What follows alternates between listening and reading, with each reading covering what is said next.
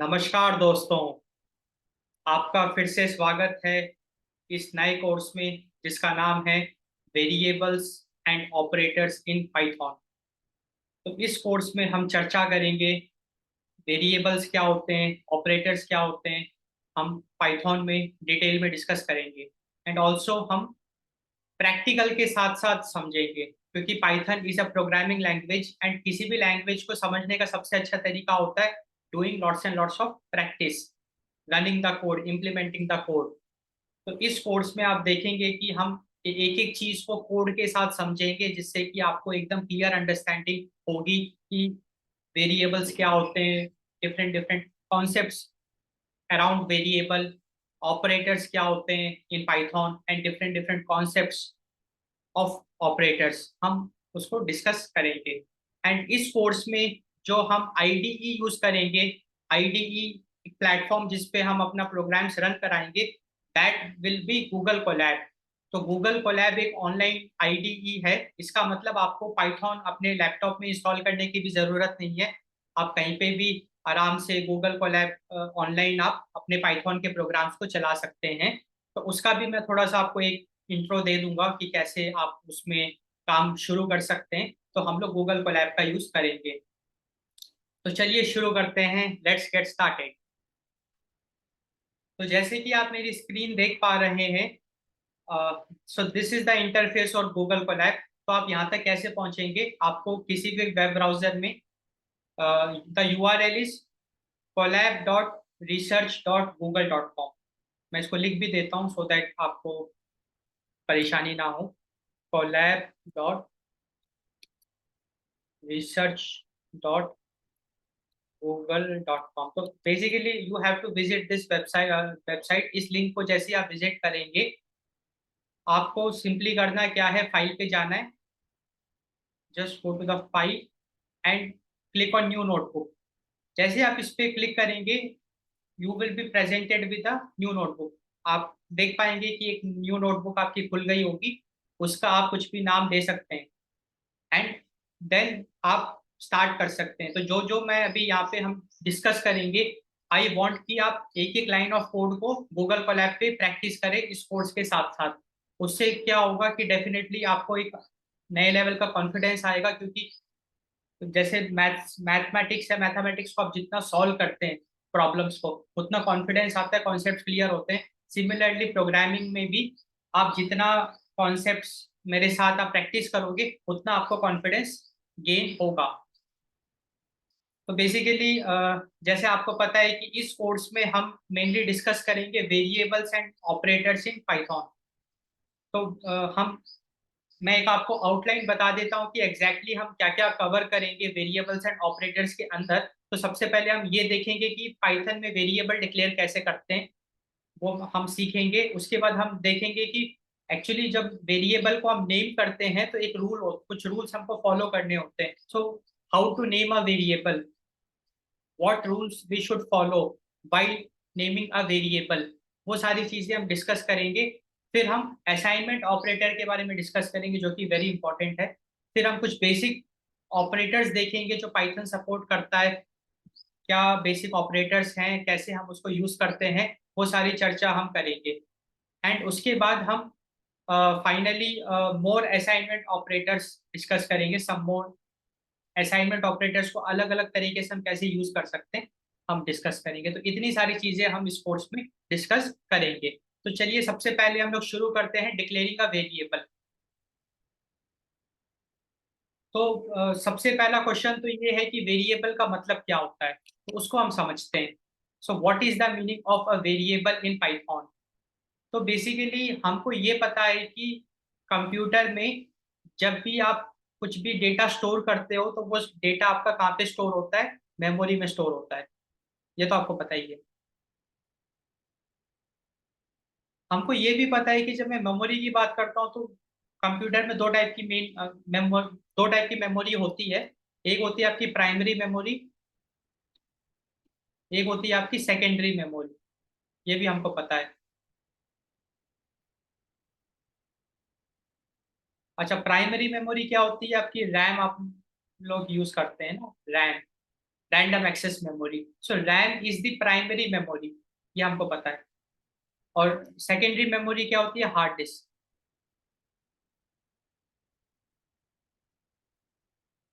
अच्छा, तो अब देखो, जब भी आप प्रोग्राम रन करते हो ना, तो प्रोग्राम में कुछ डेटा हम यूज करते हैं। जैसे कि आपने यूजर से कुछ इनपुट लिया, वैल्यू, तो वो वैल्यू को हमको कहीं ना कहीं स्टोर कराना पड़ेगा। तो जब हम प्रोग्राम्स लिखते हैं तो बेसिकली हम डेटा को प्रोसेस करते हैं। हमको एक ऐसा मैकेनिज्म भी चाहिए जहाँ पे हम डेटा को स्टोर कर सके। तो हमेशा याद रखना कि जब भी आपका प्रोग्राम रन होता है ना, तो program resides in primary memory. मैं थोड़ा आपको अच्छे से समझाता हूँ मैं क्या कहना चाह रहा हूँ। इंपॉर्टेंट कॉन्सेप्ट है, इसको आप ध्यान से समझना। तो मैं यहाँ पे ना दो, एक एक मैं बना रहा हूँ रैम, और एक मैं बना रहा हूँ हार्ड डिस्क, समझने के लिए। Let us suppose this is the RAM, and let us suppose this is the hard disk. ठीक है ना? अब देखो, अब आपको ये पता है कि जब आप प्रोग्राम को सेव करते हो तो एक फाइल के रूप में आप सेव करते हो, और पाइथन में जो एक्सटेंशन होता है वो होता है डॉट पी वाई। तो ये आपको पता ही है कि जब आप पाइथन फाइल बनाते हो तो आपने जैसे एक फाइल बनाई, तो उसको आप कुछ भी नाम दे सकते हो। नाम आपने दे दिया hello dot P Y, and उसमें आपने पाइथन का कोड लिख दिया। अब ये जो फाइल होगी आपकी, ये हमेशा जब आप फाइल सेव करते हो तो ये कहाँ पे सेव होती है? ये हार्ड डिस्क में सेव होती है। क्योंकि जब आप इसको सेव करते हो तो कहीं ना कहीं सेव करते होगे ना, डी ड्राइव में, ई ड्राइव में, सी ड्राइव में, किसी फोल्डर के अंदर। तो वो हार्ड डिस्क है बेसिकली। तो ये हमको बात बिल्कुल क्लियर हो गई कि ये जो मेरा फाइल होगा ये हार्ड डिस्क में स्टोर होगा, किसी एक लोकेशन में, मेमोरी लोकेशन में। एंड ये जो मेमोरी होगी this will be the hard disk. और हमको ये भी पता है कि हार्ड डिस्क जो होती है वो नॉन वोलेटाइल होती है। नॉन वोलेटाइल का मतलब वो परमानेंट स्टोरेज है। एक बार अगर कोई चीज आपने हार्ड डिस्क में स्टोर कर दी, अगर आप अपना लैपटॉप बंद भी कर दोगे तो भी वो परसिस्टेंट होगी। उसको हम कहते हैं परसिस्टेंट मेमोरी। डेटा आपका उड़ेगा नहीं, you will data will be remain, it will B persistent. ये भी हमको बात पता है। तो आपने hello डॉट पी वाई अगर फाइल बनाई, उसको हार्ड डिस्क में सेव करी, तो वो हमेशा सेव रहेगी। अच्छा, अब होता क्या है जब आप प्रोग्राम को रन कराते हो, जब आप प्रोग्राम को एग्जीक्यूट कराते हो, तो होता क्या है ना, ये जो फाइल है ये हार्ड डिस्क से उठ के रैम पे आ जाती है। क्योंकि ये बात हमको पता है कि जब भी हम कोई भी एप्लीकेशन को रन करते हैं तो सबसे पहले वो एप्लीकेशन रैम में आता है, फिर वो रन होता है। क्योंकि रन उसको कौन करता है? उसको रन करता है सीपीयू, या हम क्या कह सकते हैं, प्रोसेसर।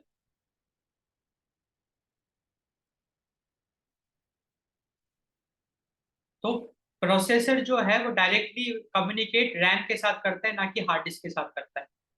ये भी आपको पता होना चाहिए। तो processor always communicates directly with the RAM and not the hard disk, which means that whenever you try to run any program, not just computer program but any, जैसे आप कोई सॉफ्टवेयर भी चलाते हो, तो सबसे पहले उसकी जो एग्जीक्यूटेबल कोड है वो रैम में आता है। फिर रैम से वो प्रोसेसर के पास जाता है, एंड प्रोसेसर उसको प्रोसेस करता है, एग्जीक्यूट करता है। ये हमको पिक्चर एकदम क्लियर हो गई। इसका मतलब जब भी हम प्रोग्राम को रन करते हैं तो कौन सी मेमोरी ऑक्यूपाई होती है? रैम ऑक्यूपाई होती है। तो ड्यूरिंग कंप्यूटेशन, जब भी प्रोग्राम रन होता है तो डेफिनेटली वो कुछ ना कुछ मेमोरी यूज करता है ना। आपने यूजर से इनपुट लिया, उसको कहीं ना कहीं आप स्टोर करोगे, तो वो डेटा कहाँ पे स्टोर होता है? वो रैम में स्टोर होता है। अच्छा, सिंस वो डेटा रैम में स्टोर होता है, रैम आपकी वोलेटाइल होती है। वोलेटाइल का मतलब क्या है कि अगर किसी कारणवश आपका लैपटॉप बंद हो गया या आप रिस्टार्ट करोगे, तो रैम का सारा डेटा उड़ जाएगा।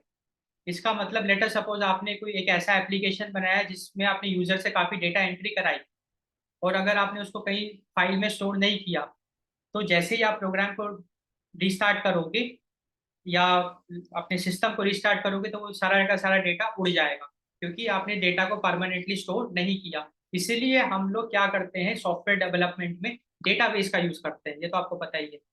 तो डेटाबेस से हमको क्या बेनिफिट मिलता है? डेटाबेस से हमको बेनिफिट मिलता है परमानेंट स्टोरेज, आपका डेटा परमानेंटली स्टोर होता है। ठीक है। तो अब मैंने आपको एक पिक्चर क्लियर कर दी, क्लैरिटी अब आ गई हमारे अंदर कि अच्छा एग्जैक्टली पिक्चर क्या है, क्या कैसे क्या होता है।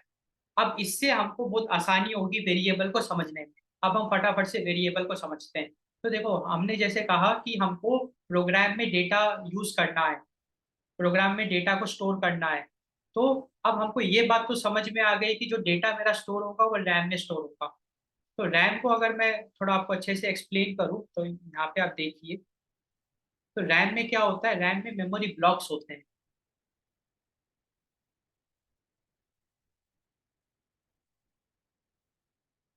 मतलब अगर आप कंप्यूटर मेमोरी को अगर ध्यान से उसका आर्किटेक्चर अगर आप समझोगे ना, तो you will see that it is in the form of blocks. और स्मॉलेस्ट यूनिट ऑफ मेमोरी होती है बिट, ये आपको पता ही है। तो 8 बिट मिलके 1 बाइट बनाता है। तो ये जो छोटे छोटे बॉक्स होते हैं, ये एक एक बिट के बॉक्स होते हैं। तो 8 बिट से 1 बाइट बन गया, इस तरीके से इसका रिप्रेजेंटेशन होता है। एंड एक और बहुत इंपॉर्टेंट चीज है कि हर एक ब्लॉक का एक एड्रेस होता है। So every block is an address, और एड्रेस जो होता है वो एक हेक्साडेसिमल नंबर होता है। जैसे लेट अस सपोज इस ब्लॉक का एड्रेस है 10FAB, तो ये एक हेक्साडेसिमल नंबर है। तो हर एक ब्लॉक का एक एड्रेस होता है। अब देखो आइडिया ये है कि जब भी हम कुछ भी डेटा स्टोर करते हैं तो वो मेमोरी ब्लॉक में स्टोर हो जाता है।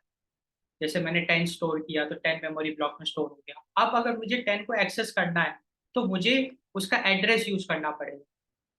क्योंकि मेमोरी को तो भाई जैसे हर घर का एड्रेस होता है ना, अगर आपको कहीं किसी घर को रीच आउट करना है तो आप एड्रेस से तो रीच आउट करोगे। इसी तरीके से मेमोरी में हर एक ब्लॉक का एक एड्रेस होता है। किसी ब्लॉक को अगर आपको एक्सेस करना है तो आपको उस ब्लॉक का एड्रेस पता होना चाहिए, तभी आप उस ब्लॉक को एक्सेस कर पाओगे।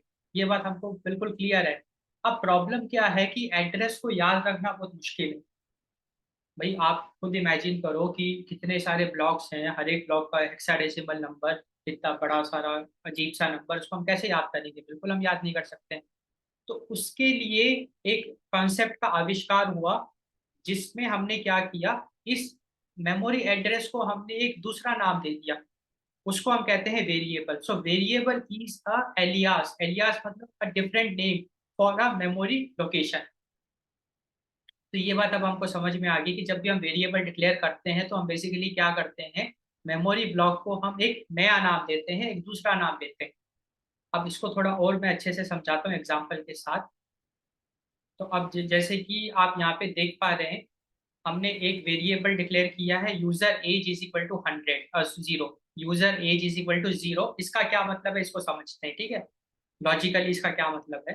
तो देखो हमने यहाँ पे सिंपली करा क्या, 0 को स्टोर किया रैम के अंदर। तो हमको ये पता है कि अच्छा 0 जो है ना, वो एक मेमोरी ब्लॉक में स्टोर होगा, एंड उस मेमोरी ब्लॉक का कुछ एक हेक्साडेसिमल में एड्रेस होगा। Let us suppose, let us suppose ये उसका एड्रेस है, ठीक है।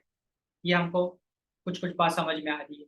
अब वेरिएबल की मदद से क्या होगा, अगर मैंने लिखा यूजर एज इक्वल टू 0, इसका मतलब जो मेरा मेमोरी ब्लॉक एलोकेट हुआ है 0 को स्टोर करने के लिए, मैंने उसको जो नाम दिया है वो है user age. It means that जो मेमोरी ब्लॉक एलोकेट हुआ है उसको मैंने एक दूसरा नाम दे दिया, वो है यूजर एज। अब जब भी मैं प्रोग्राम में यूजर एज को यूज करूंगा, वो हमेशा उस ब्लॉक को रेफर करेगा। So whenever I will use this name in anywhere inside the program, this block will be referred, and once this block will be referred, इसके अंदर जो भी स्टोर होगा हम उसको रिट्रीव कर पाएंगे, या फिर हम उसमें नई वैल्यू को स्टोर कर पाएंगे। तो हमको अब पिक्चर क्लियर हो गई। अब हमको ये बात तो समझ में आ गई कि अगर मैं user age is equal to 0 लिख रहा हूँ, इसका क्या मतलब होगा। मेमोरी में एक ब्लॉक एलोकेट होगा जिसमें 0 स्टोर होगा, एंड उसको हम रेफर कर रहे हैं यूजर एज नाम से। ये बात हमको समझ में आ गई। तो हमने यहाँ पे सिंपली एक वेरिएबल को डिक्लेयर कर दिया। अब आप अगर मेरे साथ कोडिंग कर रहे हैं तो सिंपली आपको करना क्या है, आप जब गूगल कोलैब एक्सेस करेंगे तो आप ऐसे ब्लॉक्स देख पाएंगे। तो सिंपली आपको टाइप करना है जैसे मैंने टाइप किया, एंड उसको सिंपली आप रन कराना। तो जैसे आपने रन कराया, रन हो गया, ग्रीन टिक मतलब सक्सेसफुल, नो एरर। अब मैं क्या कर रहा हूँ, अब मैं प्रिंट करा रहा हूँ यूजर एज को। इसका मतलब यूजर एज के अंदर, यूजर एज जिस मेमोरी ब्लॉक को रेफर कर रहा है उसके अंदर जो भी डेटा होगा वो रिट्रीव हो रहा है ना। तो हम सिंपली उसको प्रिंट करा रहे हैं, तो हम प्रिंट करा के देख लेते हैं। तो 0 प्रिंट किया। क्यों? क्योंकि यूजर एज की वैल्यू 0 है, एंड हमने उसको रिट्रीव करा लिया, उसको प्रिंट करा लिया। अब हमको वेरिएबल का कॉन्सेप्ट समझ में आ रहा है। Now we are getting a clarity okay what is happening. अब अगर मैं ये दूसरा एग्जांपल लूं, इस एग्जांपल में आप देख पा रहे हैं कि यूजर एज की वैल्यू 100 है। अब हमने क्या किया, सेम वेरिएबल जो हमने पहले डिक्लेयर किया था, हम पहले ही ऊपर डिक्लेयर कर चुके हैं। अब मैं यूजर एज 100 करूंगा तो क्या होगा, नया वेरिएबल क्रिएट नहीं होगा, बल्कि जो आपका एग्जिस्टिंग यूजर एज था अब वो 100 हो जाएगा बेसिकली। तो हमने वैल्यू अपडेट कर दी एक तरीके से, तो अब यूजर एज की वैल्यू 100 हो गई। अब जब आप उसको प्रिंट कराओगे, पहले हमने अपडेट कर दिया वैल्यू को, वेरिएबल की वैल्यू को, अब हमने उसको प्रिंट कराया तो उसकी वैल्यू 100 हो। तो ये चीज भी हमको समझ में आ गई। तो अब हमने एक सिंपल वेरिएबल डिक्लेयर करना सीख लिया। सो पाइथन में अगर आपको वेरिएबल बनाना है, just use a name. Name आप कुछ भी ले सकते हैं, नेम के कुछ रूल्स होते हैं, वो अभी हम वेरी सुन डिस्कस करेंगे। एक आप नेम लो, आप इक्वल टू ऑपरेटर यूज करो एंड वैल्यू आप दे दो। तो जो भी वैल्यू दोगे वो value will be stored in that variable. ये हमको बात समझ में आ गई। अब इसी तरीके से हम मल्टीपल वेरिएबल्स को भी डिक्लेयर कर सकते हैं। तो यहाँ पे जैसे आप देख पा रहे हैं कि मैंने एक वेरिएबल लिया यूजर एज, उसके अंदर मैंने 30 को स्टोर किया। एंड मैंने एक वेरिएबल लिया यूजर नेम, उसके अंदर मैंने पीटर को स्टोर किया। तो इजी टू अंडरस्टैंड। इसका विजुअलाइजेशन भी बहुत इजी है। सिंपली मैंने एक ब्लॉक बनाया, उसका नाम मतलब मेमोरी ब्लॉक मैंने एलोकेट किया, उसको मैंने एक एलियास नेम दे दिया यूजर एज, एंड उस मेमोरी ब्लॉक में 30 स्टोर हो गया। Now user age is equal to 30। इसी तरीके से एक मैंने वेरिएबल बनाई यूजर नेम, एंड उसमें मैंने पीटर को स्टोर कर दिया। इस तरीके से हमने मल्टीपल वेरिएबल को डिक्लेयर कर दिया। तो ये हमको बिल्कुल क्लियर है। अच्छा, अब पाइथन में एक बहुत इंपॉर्टेंट चीज है, इसको आप ध्यान से देखना। हम मल्टीपल वेरिएबल को सिंगल लाइन में भी कर सकते हैं। क्योंकि देखो होता क्या है ना, जब आपका कोड बहुत बड़ा होने लग जाता है तो आप कोड को कंप्रेस करते हो। वो इसीलिए करते हैं क्योंकि कोड थोड़ा सा रीडेबल ज्यादा हो। तो हम क्या कर सकते हैं, पाइथन में ऐसा भी पॉसिबल है कि कॉमा सेपरेट करके आप एक ही लाइन में मल्टीपल वेरिएबल्स को डिक्लेयर कर सकते हैं। जैसे आप यहाँ पे देख पा रहे हैं, user age comma user name is equal to 30 comma Peter. तो जब भी अगर आप कभी अगर ओपन सोर्स कोड भी देख रहे हैं और अगर ऐसी चीज अगर आपको दिखे तो आपको घबराना नहीं है। उसको समझने का बहुत ईजी तरीका है। उसका तरीका सिंपली ये है कि जो फर्स्ट वेरिएबल होगा it will be given the first value. तो 30, user age will be 30 and second will be second. And अगर ऐसे 10 वेरिएबल होते तो ऑर्डर फॉलो होता, अगर इसका थर्ड, वो third will be assign to this third, इस तरीके से फोर्थ फोर्थ फिफ्थ फिफ्थ, इस तरीके से असाइनमेंट्स होता है। तो कहने का मतलब ये है कि हम पाइथन में सिंगल लाइन में भी, in just single line we can declare multiple variables, this is possible in Python. तो ये वाली चीज भी हमको समझ में आ गई। तो अभी तक हमने क्या देखा, अभी तक हमने देखा कि अच्छा वेरिएबल क्या होता है, क्यों यूज करते हैं, कैसे यूज करते हैं पाइथन में single variable and multiple variable. And हमने ये भी देखा कि अच्छा पाइथन में हम सिंगल लाइन में भी वेरिएबल को डिक्लेयर कर सकते हैं। इतनी चीजें हमको समझ में आ गई। अब हम आगे बढ़ते हैं। अब जो हमारा अगला कॉन्सेप्ट है वो ये है कि अच्छा, ये भी इंपॉर्टेंट है, इसको ध्यान से देखना। Every time you declare a new variable you need to give it an initial value. इसका मतलब ये है कि जब भी आप वेरिएबल को डिक्लेयर करते हो, वेरिएबल को इनिशियलाइज करना बहुत जरूरी है। वेरिएबल को इनिशियलाइज करने का मतलब ये है कि वेरिएबल को कुछ ना कुछ वैल्यू देना। अब देखो इस कोड में मैंने क्या किया, इस कोड में मैंने सिर्फ वेरिएबल डिक्लेयर कर दिया, वेरिएबल को मैंने इनिशियलाइज नहीं किया। क्योंकि मैंने वेरिएबल को कोई भी वैल्यू नहीं दी, मैंने इक्वल टू ऑपरेटर यूज नहीं किया। अगर आप ऐसा करोगे तो यू विल गेट एरर। तो पाइथन में हमको एक नया रूल समझ में आ गया, बहुत इंपॉर्टेंट रूल है ये, कि जब भी आप वेरिएबल को डिक्लेयर करते हो आपको उसको इनिशियलाइज करना बहुत जरूरी है, नहीं तो यू विल गेट एरर। ये भी आपको समझ में आ गया। अच्छा, आप एक और बहुत इंटरेस्टिंग चीज अब आप वेरिएबल के बारे में ये देखना कि पाइथन में जब आप वेरिएबल डिक्लेयर करते हो ना, आपको डेटा टाइप डिक्लेयर करने की जरूरत नहीं है। इसका क्या मतलब है, इसको हम समझते हैं, ठीक है। तो मैं अभी आपको एक एग्जांपल से समझाता हूँ। अच्छा, अभी आपने हो सकता है कि सी में प्रोग्रामिंग करी होगी, तो सी में जब आप वेरिएबल डिक्लेयर करते हो तो आपको पहले डेटा टाइप स्पेसिफाई करना पड़ता है, फिर वेरिएबल का नेम देना पड़ता है ना। अच्छा, इंट एक्स हम यूज करते हैं, तो ये बता रहा है कि एक्स के अंदर आप कोई भी इंटीजर को स्टोर कर सकते हो। अगर आप x के अंदर फ्लोट स्टोर करोगे तो you will get error in C or C plus plus और जावा। अगर आप x के अंदर स्ट्रिंग को स्टोर करोगे x, तो यू विल गेट एरर। तो हमको ये तो, क्योंकि अगर आपने प्रोग्रामिंग करी होगी जावा में, सी में, सी प्लस प्लस में, तो आपने ये जरूर देखा होगा कि जब भी आप वेरिएबल को डिक्लेयर करते हो तो आपको डेटा टाइप डिक्लेयर करना बहुत जरूरी है। बट पाइथन ऐसा नहीं है, पाइथन में ऐसा नहीं है। पाइथन डायनामिकली कास्टिंग होती है, उसकी टाइप कास्टिंग। पाइथन आपकी टाइप फ्री लैंग्वेज है। इसका मतलब ये है कि जब हम पाइथन में वेरिएबल डिक्लेयर करते हैं तो हमको डेटा टाइप देने की जरूरत नहीं है। इट मीन्स दैट आप वेरिएबल के अंदर कुछ भी डेटा स्टोर कर सकते हो, किसी भी टाइप का डेटा स्टोर कर सकते हो। इसको मैं प्रूव करके दिखाता हूँ। लेट अस सपोज मैंने एक वेरिएबल लिया एक्स, उसमें मैं एक स्ट्रिंग को स्टोर कर सकता हूँ। तो मैंने स्ट्रिंग ले लिया पाइथन। अब मैं अगर इसको रन कराऊंगा तो आपको कोई एरर नहीं आया, चल गया ये। इसी तरीके से मैं एक्स में कोई भी एक फ्लोटिंग पॉइंट नंबर ले सकता हूँ, जिसको मैं रन कराऊंगा तो ये चल जाएगा। So this is the beauty of Python. जो टाइप फ्री नेचर है ना, ये पाइथन को बहुत पावरफुल बनाता है।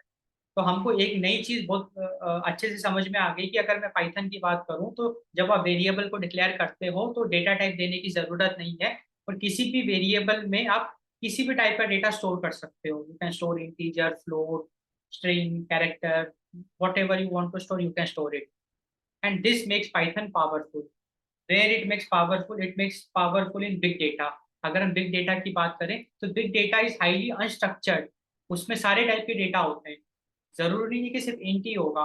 तो हम पाइथन में एक ही वेरिएबल में मल्टीपल टाइप का डेटा भी स्टोर कर सकते हैं। जब आप एरे पढ़ोगे, अब जैसे पाइथन में लिस्ट होता है तो लिस्ट हेट्रोजेनस है, तो एक ही लिस्ट में आप मल्टीपल टाइप का डेटा स्टोर कर सकते हो। तो ये सारी चीजें पाइथन को बहुत पावरफुल बनाती है। एंड इसकी वजह से ही पाइथन ने अदर लैंग्वेजेस को पीछे छोड़ दिया। अगर हम पॉपुलैरिटी की बात करें तो आज के टाइम में पाइथन ज्यादा पॉपुलर है जावा से, सी प्लस प्लस। क्यों? क्योंकि पाइथन टाइप फ्री है। टाइप थ्री की वजह से बिग डेटा एप्लीकेशंस हो गए, मशीन लर्निंग, डेटा साइंस, सब जगह पे पाइथन का यूज हो रहा है। तो ये बात हमको समझ में आ गई। अच्छा, एक और हम डिफरेंस हमने अभी देखा, ये देखा कि अदर लैंग्वेजेस में आप विदाउट इनिशियलाइजेशन आप वेरिएबल को डिक्लेयर कर सकते हो। अगर आप सी में इन टेक्स्ट लिखते हो चलेगा, आपने एक्स को इनिशियलाइज नहीं किया, एक्स को आपने कोई वैल्यू नहीं दी, तब भी वो चलेगा। बट पाइथन में ऐसा नहीं है। वो अभी हमने देखा था। अभी हमने देखा था कि पाइथन में जो है ना, जब आप वेरिएबल को डिक्लेयर जब आप करते हो तो आप इनिशियलाइज करना जरूरी है, नहीं तो यू विल गेट एरर। हाँ, ठीक है। तो ये वाला हमने टॉपिक अभी कंप्लीट कर लिया, which is declaring a variable. तो डिक्लेयरिंग अ वेरिएबल हमको समझ में आ गया। अब हम अगले टॉपिक की तरफ बढ़ते हैं। अगला हमारा टॉपिक है नेमिंग अ वेरिएबल। अब हमको ये देखना है कि अच्छा, पाइथन में जब आप वेरिएबल को नेम करते हो तो कुछ रूल्स फॉलो करने पड़ते हैं। उस रूल्स को फटाफट देख लेते हैं। तो पहला रूल ये कहता है कि a variable name in Python can contain letters, small letter, capital letter, it can contain letters and numbers also it can contain and underscore it can. तो जब आप वेरिएबल को नेम करोगे तो वेरिएबल में सिर्फ और सिर्फ लेटर्स होने चाहिए, स्मॉल लेटर, कैपिटल लेटर, या नंबर्स हो सकते हैं, या फिर अंडरस्कोर हो सकता है। इसके अलावा और कोई स्पेशल कैरेक्टर नहीं हो सकता है। ये बात आपको अब समझ में आ गई। तो जैसे अगर मैं इस वेरिएबल नेम की बात करूं तो यहाँ पे सिर्फ मैंने लेटर्स का यूज करा है, तो ये वैलिड है, ये चलेगा। इसमें मैंने अंडरस्कोर का यूज करा है, अंडरस्कोर हम यूज कर सकते हैं, ये चलेगा। और इसमें हमने क्या किया है, लेटर्स एंड नंबर्स का यूज किया है, ये भी चलेगा। तो अगर मैं इसको रन कराऊंगा तो आप देख पा रहे हैं कि ये चलेगा, it will not generate error. But अगर मैं कोई स्पेशल कैरेक्टर यूज करता हूँ, जैसे कि मैंने डॉलर यूज कर लिया, डॉलर एक स्पेशल कैरेक्टर है। अब अगर मैं इसको रन कराऊंगा तो देखो एरर आ गया। क्यों? क्योंकि हमने स्पेशल कैरेक्टर यूज करा। अब मैं डॉलर की जगह पे मान के चलो स्टार यूज करता हूँ, तो भी एरर आ जाएगा, एरर आ गया। तो हमको ये बात समझ में आ गई कि जब आप वेरिएबल को नेम करोगे, ओनली लेटर्स आर अलाउड और नंबर्स एंड अंडरस्कोर। ये बात तो हमको समझ में आ गई। अब हम आगे बढ़ते हैं। अच्छा, अब अगला रूल ये कहता है कि first character can not be a number. This is very important. जब जब आप नेमिंग करोगे वेरिएबल की, तो जो पहला कैरेक्टर है वो नंबर नहीं हो सकता है। तो अगर पहला कैरेक्टर आपका नंबर होगा तो आपको एरर मिलेगी। ये बात भी समझ। अच्छा, ठीक है, तो एरर मिल गया आपको। अब देखो एक डाउट है। अब जैसे आप पूछ सकते हैं कि अच्छा आप ये बताइए कि अगर सिर्फ मैं नंबर्स को यूज करूं तो क्या होगा। इंटरव्यू में ऐसे क्वेश्चंस भी हो सकता है आपसे पूछे जा सकते हैं कि अगर मैंने सिर्फ नंबर को यूज किया वेरिएबल में तो क्या ये चलेगा। देख लेते हैं। तो ये नहीं चलेगा, सिर्फ नंबर्स नहीं चलेगा। Only numbers are not allowed. क्यों? क्योंकि देखो ये रूल से ही समझ में आ रहा है ना, ये वेरिएबल नंबर से स्टार्ट हो रहा है। तो नंबर से अगर कोई भी चीज स्टार्ट हो रही है, वेरिएबल का नाम अगर नंबर से स्टार्ट हो रहा है तो एरर यू विल गेट। तो आप कहोगे कि ठीक है, अब अगर ये दिक्कत अगर नंबर से स्टार्ट होने में है तो क्यों ना हम नंबर को हटा दें और हम इसकी जगह कोई ये कर दें, ए बी सी या कोई भी। चल जाएगा। चल गया। एरर नहीं आया। अब मैं अंडरस्कोर कर देता हूँ, अंडरस्कोर अलाउड है, ये भी चल जाएगा। चल गया। है ना। अब हमको तो रूल टू एक जनरल रूल है, तो रूल टू से हम इस को भी समझ गए, इस कॉन्सेप्ट को भी समझ गए जो अभी मैंने आपको एग्जांपल में बताया। तो ये सारी चीजें हमको समझ में आ गई। अब हम आगे बढ़ते हैं, ठीक है। अगला रूल, अगला अगला रूल ये कहता है, so in Python there are some reserved words that you cannot use as a variable name because they already have pre-assigned meanings in Python। तो बेसिकली देखो हर एक प्रोग्रामिंग लैंग्वेज में कुछ स्पेशल वर्ड्स होते हैं जिनका स्पेशल मीनिंग होता है। मैं जैसे आपको एग्जांपल देता हूँ, आप कोई भी, जैसे आप सी सी प्लस प्लस जावा या पाइथन आप यूज करते हैं तो उसमें हम इफ यूज करते हैं, हम फॉर यूज करते हैं, हम एल्स यूज करते हैं, है ना, हम वाइल यूज करते हैं, हम रिटर्न यूज करते हैं। कुछ स्पेशल वर्ड्स यूज करते हैं जिनका स्पेशल मीनिंग है हर एक लैंग्वेज में। तो इन वर्ड्स को हम कहते हैं कीवर्ड्स। तो keywords are special words which have special meaning to the compiler, तो या इंटरप्रेटर। तो हम कीवर्ड्स को एज वेरिएबल नेम्स यूज नहीं कर सकते हैं, वेरी इंपॉर्टेंट। तो जब आपको ये सावधानी रखनी होगी कि जब आप वेरिएबल को डिक्लेयर करते हो पाइथन में तो variable name cannot be a keyword. तो ये बात भी हमको समझ में आ रही है। अच्छा, पाइथन में एक बहुत इंटरेस्टिंग फंक्शन है, वो हेल्प फंक्शन है। तो हेल्प फंक्शन में अगर आप जैसे कीवर्ड्स डालते हो तो it will return all the keywords of Python. तो ये जो आपको लिस्ट दिख रही है ये सारे पाइथन के कीवर्ड्स हैं। तो ये सारे स्पेशल वर्ड्स हैं जिनको हम कीवर्ड्स कहते हैं। And you cannot use these words as the name of your variable. जैसे कि यहाँ पे देखो अवेट एक कीवर्ड है, अब मैं अगर वेरिएबल के नाम अवेट लिख रहा हूँ तो एरर आ जाएगा, एरर आ जाएगा, क्योंकि keyword cannot be the name of a variable. तो ये चीज भी हमको समझ में आ गई। तो थर्ड रूल भी हमको समझ में आ गया कि keywords cannot be, we cannot use keywords as the name of the variable. And अगला इंपॉर्टेंट रूल ये कहता है कि जो वेरिएबल का नाम है वो केस सेंसिटिव है।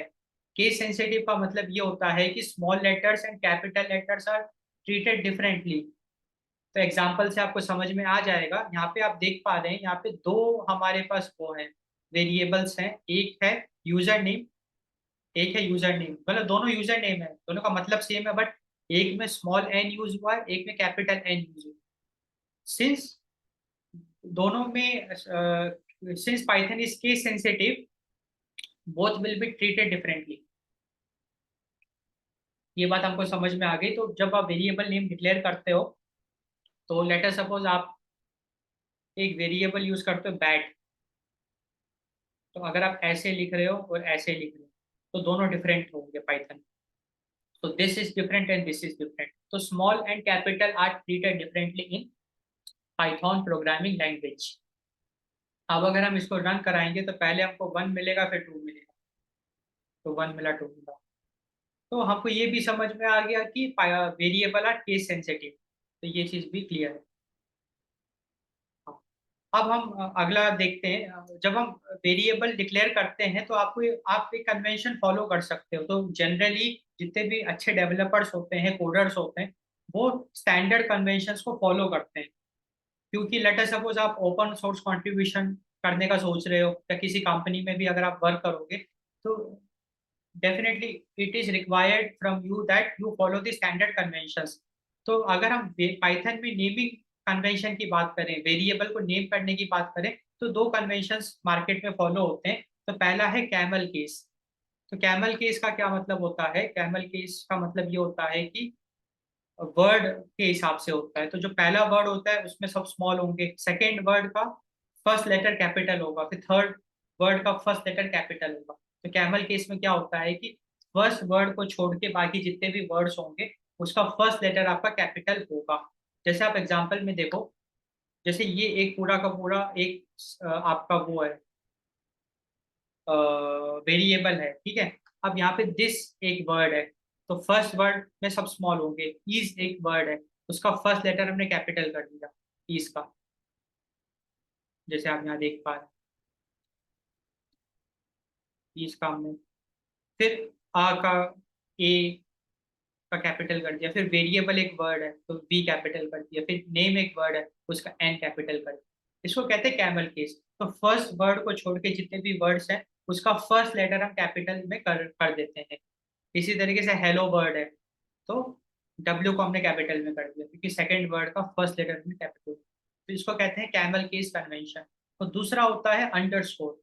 अंडरस्कोर में हम क्या कहते हैं, वर्ड्स को सेपरेट करते हैं विद द अंडरस्कोर। जैसे आप यहाँ पे देख पा रहे हैं कि this is a variable name, तो जितने भी वर्ड्स थे हमने उसको अंडरस्कोर से सेपरेट कर दिया। इसी तरीके से हेलो वर्ड हमने उसको अंडरस्कोर से सेपरेट कर दिया। तो ये दो स्टैंडर्ड कन्वेंशंस आपको फॉलो कर सकते हैं, कैमल केस या फिर अंडरस्कोर।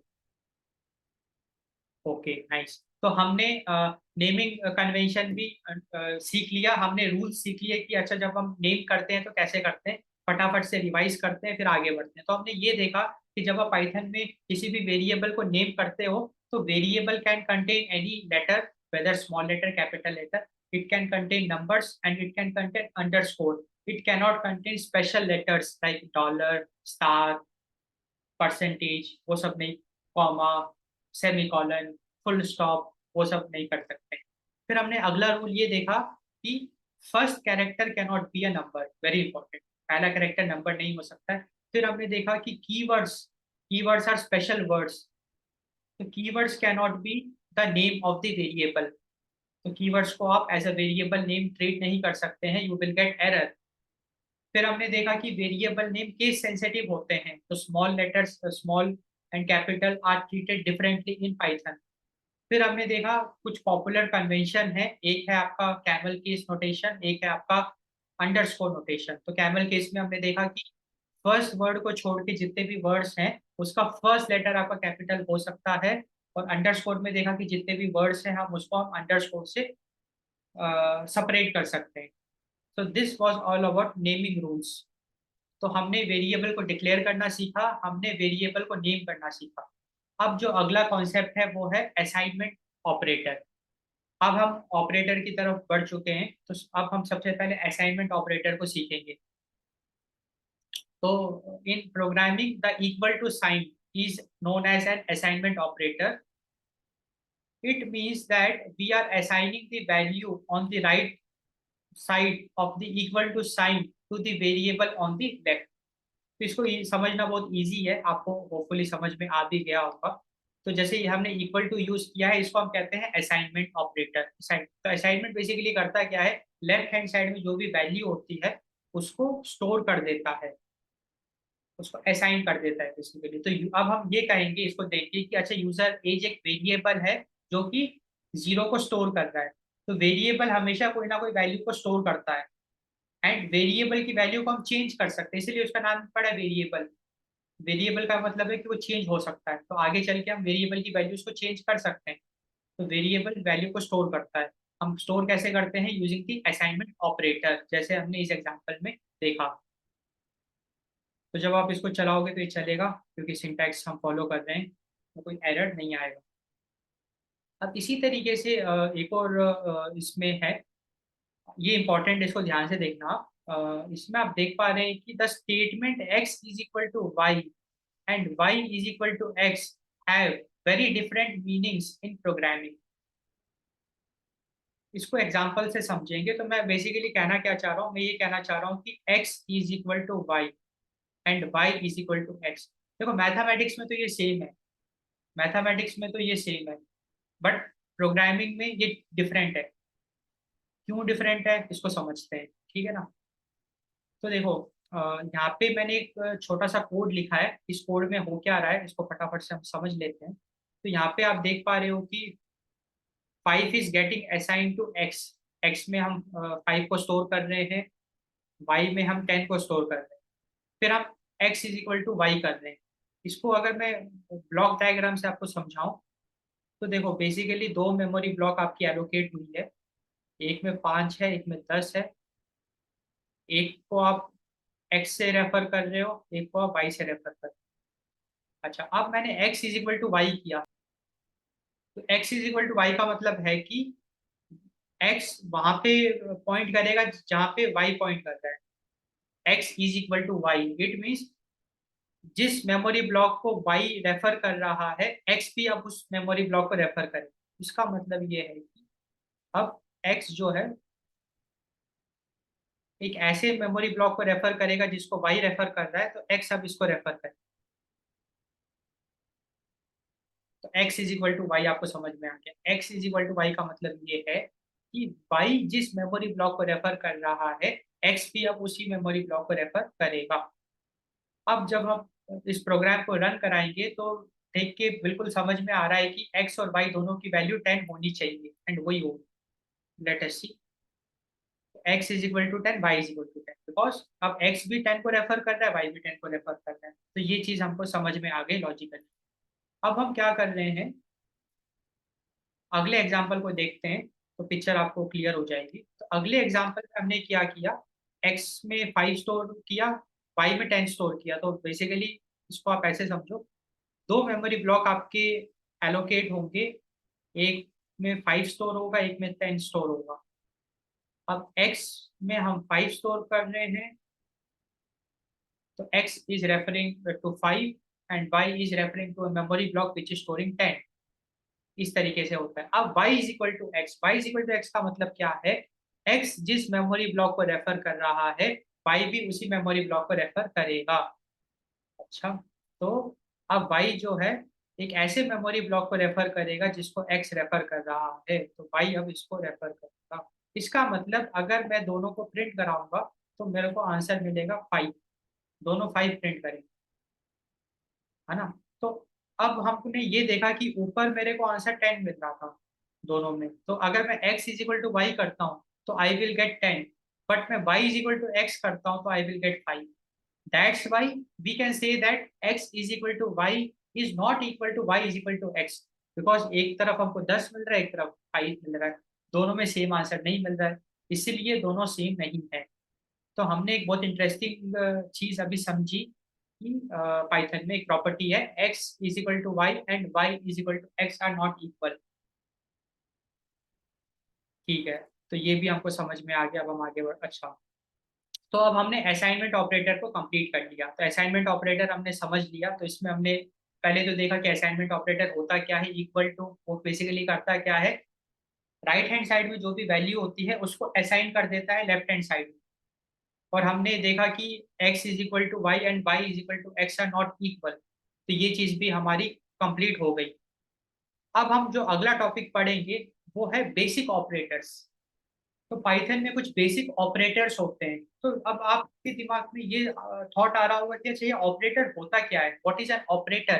तो ऑपरेटर बेसिकली करता क्या है, वो डेटा में कुछ कंप्यूटेशंस करता है, कुछ ऑपरेशंस करता है। Basically operation will be the right term to use, operations करता है। तो जैसे अगर आपने जैसे हम लोग मैथमेटिक्स में देखते हैं ना, जैसे मैंने एक एक्सप्रेशन लिखा है एक्स प्लस वाई, तो यहाँ पे एक्स और वाई को हम कहते हैं ऑपरेंड्स,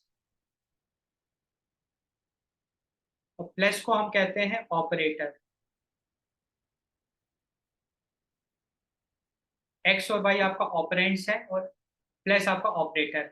तो ऑपरेटर हमेशा ऑपरेंड्स पे काम करता है एंड कुछ ऑपरेशंस परफॉर्म करता है। तो अलग अलग ऑपरेटर का अलग अलग ऑपरेशन है, तो वो तो हमको पता ही है, फटाफट हम देख लेते हैं। तो अभी यहाँ पे आप देख पा रहे हैं एग्जाम्पल में मैंने सिंपली दो वेरिएबल लिए, x is equal to 5, y is equal to 2। अब मैं क्या कर रहा हूँ, मैंने पहले तो एडिशन किया, x प्लस वाई किया, तो डेफिनेटली प्लस ऐड हो जाएंगे एंड मैंने उसको प्रिंट करा दिया, 7 मिल गया। इसी तरीके से हमारा एक ऑपरेटर है माइनस, तो x माइनस वाई आप कर दो तो सब्ट्रैक्शन हो जाएगा, तो 5 माइनस 2 3 3 मिल गया। इसी तरीके से हम मल्टीप्लाई कर सकते हैं, तो मल्टीप्लिकेशन के लिए होता है मल्टीप्लिकेशन ऑपरेटर स्टार हम कहते हैं, तो 5 × 2 10, तो 10 आ गया आंसर। फिर आ गया डिवीजन, तो डिवीजन में 5 ÷ 2, तो 2.5, 2.5 आ गया। अच्छा, अब ये तो हमको आप कहोगे तो बच्चों वाली चीजें एंड है भी, ये तो हमको पता ही है, तो बचपन से हम पढ़ते आ रहे हैं। तो हम पाइथन में बेसिकली इन ऑपरेटर्स का यूज करके मैथमेटिक्स कर सकते हैं, कुछ मैथमेटिकल ऑपरेशंस हम परफॉर्म कर सकते हैं, प्लस माइनस मल्टीप्लिकेशन डिवीजन, इतनी चीजें तो हमको आती है। अब दो नई चीजें हम सीखेंगे, एक है डबल डिवीजन, मतलब डबल, आप देख पा रहे हैं यहाँ पे, अगर हम ये डिवाइडेड बाय को दो बार यूज करते हैं, इसको हम कहते हैं फ्लोर डिवीजन। इसको हम क्या कहते हैं, फ्लोर डिवीजन। फ्लोर डिवीजन की खासियत क्या होती है, इसका आंसर हमेशा इंटीजर में आता है, so it rounds down the answer to the nearest whole number. तो होल नंबर आपका हो गया एक तरीके से पॉजिटिव इंटीजर। तो एग्जाम्पल से आपको समझ में आ जाएगा। अब जब मैं इस प्रोग्राम को रन कराऊंगा, x की वैल्यू 5 है, y की वैल्यू 2 है, तो नॉर्मल डिवीजन में आंसर 2.5 आना चाहिए, बट ये क्या करेगा, ये फ्लोर डिवीजन करेगा। तो फ्लोर का क्या मतलब है, इसको भी समझ लेते हैं, ठीक है, इंपॉर्टेंट है। सो देखिए बेसिकली ना, मैथमेटिक्स में दो चीजें होती है, एक होता है सीलिंग, हम ऐसे रिप्रेजेंट करते हैं, और एक होता है फ्लोर। तो देखो, अगर आप किसी भी नंबर का जो फ्लोर निकालते हो, तो हमेशा जो नियरेस्ट इंटीजर होगा, इसको समझते हैं थोड़ा, आप ध्यान से देखना। अगर ये एक रियल नंबर है, मतलब एक अगर फ्लोटिंग पॉइंट नंबर है, तो डेफिनेटली यहाँ पे एक इंटीजर होगा और इसके बाद एक इंटीजर होगा, मतलब ये बीच में लाई कर रहा होगा ना कहीं। फॉर एग्जाम्पल अगर मैं एक नंबर लेता हूँ 1.6, तो it will B lying between 1 and 2, तो every floating point number lies between two integers. ये हमको इस बात समझ में आ गई, every floating point number lies between two integer. तो ये जो x है ये कुछ भी हो सकता है, ये कोई भी एक आपका फ्लोटिंग पॉइंट नंबर हो सकता है, since it is a floating point number it will B lying between two integers. तो जब भी हम फ्लोर की बात करेंगे, तो हम नीचे वाले इंटीजर को लेंगे, और जब भी हम सीलिंग की बात करेंगे हम ऊपर वाले इंटीजर को लेंगे। इसका मतलब ये है कि अगर आपको 1.6 का फ्लोर निकालना है, तो उसका आंसर होगा 1, क्योंकि 1.6 के नीचे वाला जो इंटीजर होगा। अब अगर मैं आपसे कहूँ ओके मुझे आप 4.8 का फ्लोर निकाल के बताओ, तो आपको पता है कि सिंस ये एक रियल नंबर है, फ्लोटिंग पॉइंट नंबर है, तो इसके नीचे एक इंटीजर होगा 4, इसके जस्ट ऊपर एक इंटीजर होगा 5, क्योंकि 4.8 4 और 5 के बीच में लाई करता है। अब अगर मैं फ्लोर की बात करूंगा तो आप कहोगे इट विल बी 4, और जब मैं सीलिंग की बात कहूंगा आप कहोगे इट विल बी 5। तो फ्लोर निकालना आप सीख गए। तो बेसिकली डबल डिवीजन क्या करता है, डबल डिवीजन आपका फ्लोर निकालता है। इसको एक और एग्जांपल से हम समझते हैं। अब मैंने यहाँ पे क्या किया, x को 5 कर दिया, y को 3 कर दिया, ठीक है ना।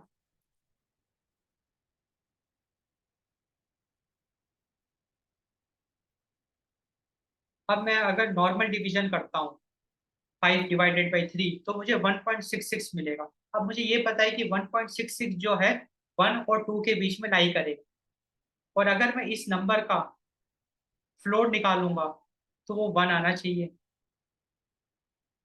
तो 1 आ। तो I hope now it is very clear to you, floor division क्या होता है, फ्लोर क्या होता है, सीलिंग क्या होता है। तो अगर आप पाइथन में डबल डिवीजन यूज करोगे तो it will always be floor. अब इसी तरीके से जो अगला आपका ऑपरेटर है वो है मॉडुलस ऑपरेटर। तो ये भी हो सकता है कि आपने नहीं देखा होगा, फर्स्ट टाइम आप देख रहे होंगे। तो इसको हम रिप्रेजेंट करते हैं परसेंटेज से।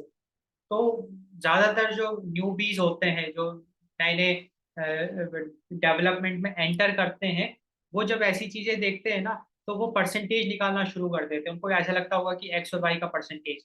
नहीं, प्रोग्रामिंग में जैसे ये जो परसेंटेज है, it is the modulus operator. तो ये बात अब आपको समझ में आ गई, this is the modulus operator. तो अब आप कहोगे कि अच्छा, ये मॉडुलस ऑपरेटर करता क्या है? तो modulus operator always gives the remainder. तो आपको पता ही ना रिमाइंडर क्या होता है। जैसे कि मान के चलो, मैं 5 को 2 से डिवाइड करता हूँ, तो हम ऐसे लिखते हैं, जब मैं बचपन की चीजें आपसे डिस्कस कर रहा हूँ। तो 2 2 जा 4 बचा ए। तो ये आपका होता है क्वेश्चन, जो आंसर आता है। और जो नीचे जो बचता है उसको हम कहते हैं रिमाइंडर, है ना? ये हमको पता है। तो जो आंसर आता है वो होता है क्वेश्चन, और जो बचता है वो रिमाइंडर होता है। तो जब आप परसेंटेज यूज करते हो, जब आप मॉडुलस ऑपरेटर यूज करते हो, मॉडुलस ऑपरेटर, तो हमेशा आपको रिमाइंडर मिलेगा। इसका मतलब अब जो है मेरा नंबर्स, वो है 5 और 3। तो अब आप कैलकुलेट करो, अगर आप 5 को 3 से डिवाइड करोगे तो क्या आएगा रिमाइंडर। तो हम एक बार करके देख भी लेते हैं। 3 ऐसे लिखा, 5 ऐसे लिखा, 3 1 जा 3 बचा 2, तो रिमाइंडर 2 आया। तो अब मॉडुलस ऑपरेटर जब करेंगे तो 2 आना चाहिए, तो 2 आ गया। तो ये भी अब आपको समझ में आ गया मॉडुलस ऑपरेटर कैसे काम करता है। अच्छा, अब हम अगले ऑपरेटर को डिस्कस कर लेते हैं फटाफट से। अगला जो ऑपरेटर है वो है एक्सपोनेंट ऑपरेटर। ये भी बहुत इंपॉर्टेंट है। अच्छा, पाइथन में हम डबल स्टार जब यूज करेंगे तो वो होता है एक्सपोनेंट ऑपरेटर। एक्सपोनेंट ऑपरेटर का मतलब ये होता है, अगर मैं एक्स डबल स्टार वाई लिख रहा हूँ, इसका मतलब है x to the power of. अब यहाँ पे हम, अगर आप देखोगे, एक्स आपका 5 है, वाई आपका 3 है। तो अब ये जो एक्सप्रेशन आपका बनेगा वो बन जाएगा, एक्स आपका 5 है, वाई आपका 3 है, 5 टू द पावर ऑफ 3। और 5 टू द पावर ऑफ 3 क्या होता है? 5 × 5 × 5, विच विल बी 125। तो आंसर 125 आना चाहिए, तो देखते हैं। 125। तो एक्सपोनेंट भी आपको समझ में आ गया। एक्सपोनेंट ऑपरेटर बेसिकली क्या होता है? अब अगर एक्स डबल स्टार वाई आप देखोगे तो आप कंफ्यूज नहीं होगे, अब आपको समझ में आ जाएगा एक्स की पावर ऑफ वाई। या तो अब हमने ये वाला टॉपिक भी कंप्लीट कर लिया, तो फटाफट से एक बार रिवाइज कर लेते हैं। हमने बेसिक ऑपरेटर्स देखा, हमने उसमें ये देखा कि अच्छा, पाइथन सारे बेसिक मैथमेटिकल ऑपरेशंस को सपोर्ट करता है, जैसे कि एडिशन, सब्ट्रैक्शन, मल्टीप्लिकेशन, डिवीजन। अच्छा, हमने ये भी देखा कि पाइथन में अगर हम डबल डिवीजन यूज करें तो वो होता है फ्लोर डिवीजन, और फ्लोर डिवीजन हमेशा फ्लोर आंसर देता है। हमने देखा कि हर एक रियल नंबर दो इंटीजर के बीच में लाई करता है, एक नीचे एक ऊपर। तो फ्लोर हमेशा नीचे वाले को लेगा एंड सीलिंग हमेशा ऊपर वाले को लेगा। तो फ्लोर डिवीजन हमने करना सीखा। फिर हमने देखा कि अच्छा, पाइथन में मॉडुलस ऑपरेटर भी होता है जो कि रिमाइंडर देता है, एंड डबल स्टार ऑपरेटर होता है जो कि एक्सपोनेंट होता है, मतलब x double star y is x to the power of y. तो ये अभी हमारा टॉपिक कंप्लीट हो गया, हमने फटाफट से ऑपरेटर्स भी देख लिए। अब हम अगला टॉपिक देख लेते हैं, सम मोर असाइनमेंट ऑपरेटर्स। इसका क्या मतलब है कि हम असाइनमेंट ऑपरेटर्स में कुछ वेरिएशंस देखेंगे जो कि बहुत इंपॉर्टेंट है। ये आपको आना बहुत जरूरी है, क्योंकि ये जो बेसिक बेसिक चीजें हैं ना, लेट अस सपोज आप मशीन लर्निंग पे काम कर रहे हो, तो ये बेसिक बेसिक चीजों में लोग अटक जाते हैं। मशीन लर्निंग तो दूर की बात है, या डीप लर्निंग तो दूर की बात है। तो पहले आप इसको जब समझोगे तभी तो बेसिक कॉन्सेप्ट्स, तभी तो आप बड़े बड़े कॉन्सेप्ट समझ पाओगे। तो अब हम इसको देखते हैं। तो यहाँ पे है x = 5।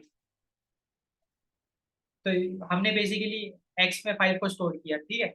अब इसमें वेरिएशंस देखते हैं क्या क्या है। तो पहले अब हमको ये समझना है x + इसका क्या मतलब।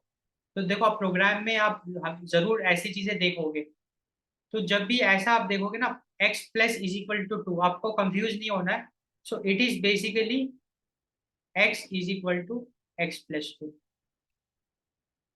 तो बेसिकली अब मैं क्या कहना चाह रहा हूँ, मैं ये कहना चाह रहा हूँ कि पाइथन में आप x is equal to x plus two को ऐसे भी लिख सकते हो, कैसे लिख सकते हो, x plus is equal to two, तो पहले ऑपरेटर फिर इक्वल टू।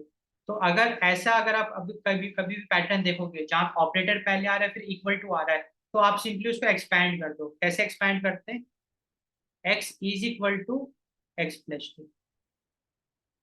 तो जब आप इसको एक्सपैंड करोगे तो पहले इक्वल टू आएगा, फिर ये जो ऑपरेटर है ये x और 2 के बीच में आ जाए, तो x इज इक्वल टू फिर ये ऑपरेटर x और 2 के बीच में। बस इतना इजी है, अब हमको कंफ्यूजन नहीं होगा। तो अब अगर x 5 है, तो अगर आपसे कोई इंटरव्यू में पूछ लिया अच्छा x plus is equal to two क्या होगा, तो आपको पता है ये क्या होता है, x is equal to x plus two, तो ये 7 हो जाएगा। तो अब 7, इसी तरीके से हम सारे डिकोड कर सकते हैं। अब अगला जो है, अब यहाँ पे आप देख पा रहे हैं ये क्या लिखा है, ये लिखा है x minus is equal to two. तो आपको पैटर्न समझ में आ गया, अच्छा पहले माइनस फिर ऑपरेटर है। अब आपको इसको एक्सपैंड करना आता है, तो एक्सपैंड कैसे करोगे, पहले x इज इक्वल टू लिखोगे, फिर माइनस आप लिखोगे x और 2 के बीच में, तो x और 2 के बीच में आपने माइनस लिख दिया, x is equal to x minus two. और जब आप इसको रन कराओगे तो x की वैल्यू 5 है, तो 3 आ जाए।